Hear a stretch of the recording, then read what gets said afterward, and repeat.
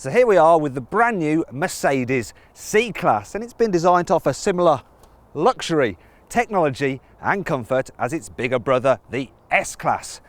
But does it? It certainly looks like a mini S-Class.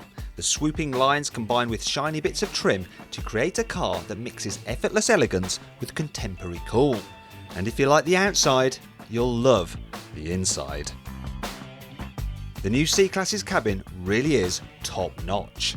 The black piano trim contrasts beautifully with the silver air vents, while the metal buttons on the centre console and the window and door switches really add an air of quality.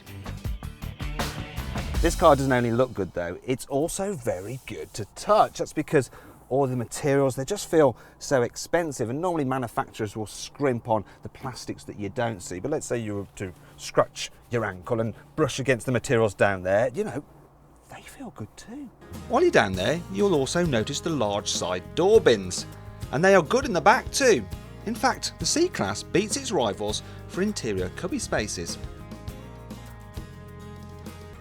The C-Class is very well equipped. As standard, you get all the usual stuff you'd expect on this kind of car, such as DAB digital radio.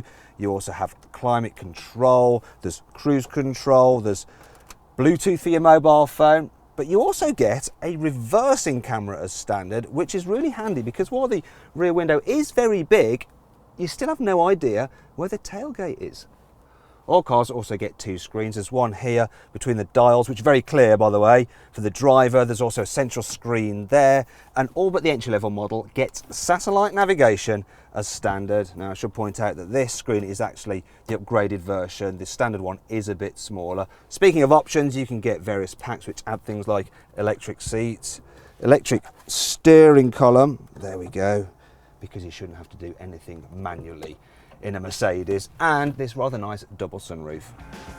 The C-Class also gets a raft of safety kit. 7 airbags come as standard, as does anti-skid control and attention assist, which will warn you if it thinks you're falling asleep behind the wheel. There's also a system which alerts you if it thinks a collision is imminent. On the options list, you can get stuff like lane keeping assist, which will prevent you weaving out of your lane. There's also adaptive cruise control, which will keep you a safe distance from the car in front. All this helped the C-Class score the maximum 5-star Euro NCAP safety rating.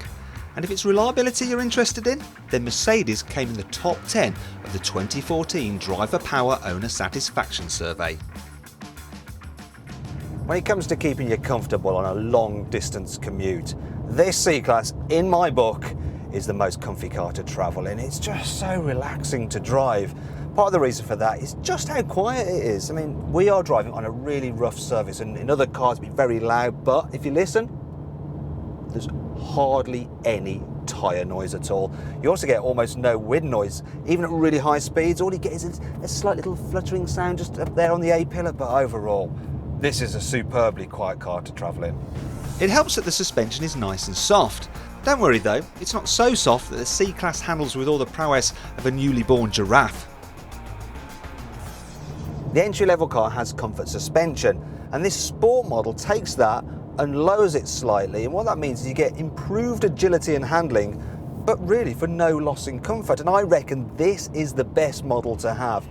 You can get the car in a sportier AMG line specification, but its stiffer suspension isn't as comfortable. And while the C-Class is available with air suspension for the first time, the system isn't quite as good as it is on the larger S-Class. And that brings us on to the C-Class's downsides. Now, before I start my usual rant, I should point out that they are few and far between. And when I mention other cars, it's because they're just slightly better in certain areas, such as we're on a twisty road now, and while this C-Class handles well, it just doesn't feel quite as involving to drive as a BMW 3 Series. So if your commute involves some twisty roads, you might prefer the 3 Series than this car. Then there's Mercedes' 4-cylinder 2.1 litre diesel engine, which is the mainstay of the range.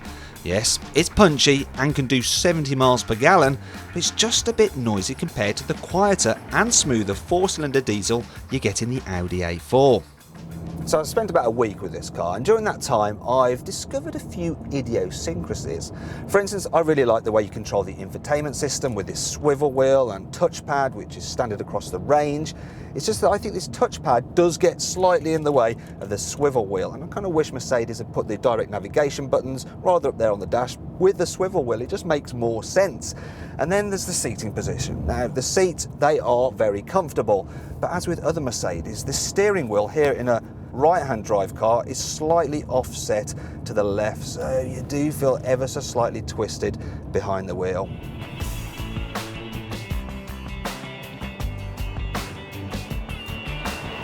Another problem with the C-Class is space in the back. Now this front seat is in my usual driving position, and knee room, it's actually very good. The problem, as you can probably guess already, is with headroom. So I'm 5'11" and my head is touching the roof there. To be fair, this sunroof does eat into headspace a bit, but that sloping roof line does mean that people over 6 foot are going to struggle back here. And then there's the transmission tunnel. It's like this on all these compact executive cars.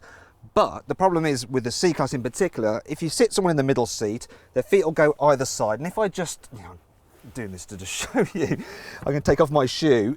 The footwells are very small, so as you can see, it's a bit cramped to have 3 feet per footwell, and you have to excuse the white socks. I wasn't expecting to have to take my shoes off.